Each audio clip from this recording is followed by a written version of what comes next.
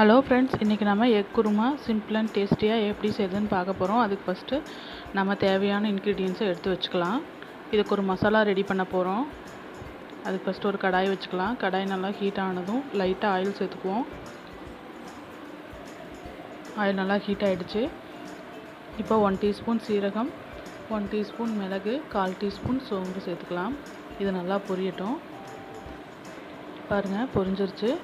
இப்போது 10 பல் பூண்டு, 4 துண்டு இஞ்சி சேர்த்துக்கலாம்.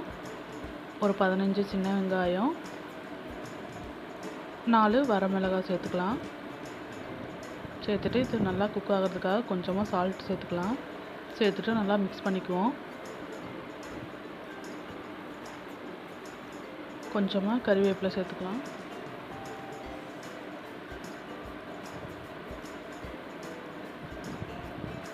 பாருங்கள், குக் ஆகிட்டுருக்கு. இப்போது 2 துண்டு பட்டை, 2 கிராம்பு இது மட்டும் சேர்த்து நல்லா மிக்ஸ் பண்ணிக்குவோம். இப்போ கட் பண்ணி வச்சுருக்க 4 மீடியம் சைஸ் தக்காளி சேர்த்துக்கலாம்.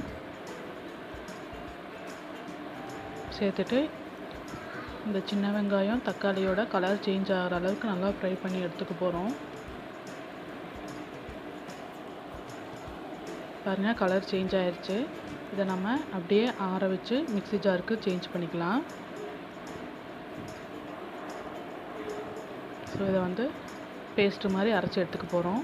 பாருங்கள், இந்த அளவுக்கு நம்ம அரைச்சி எடுத்துக்கலாம்.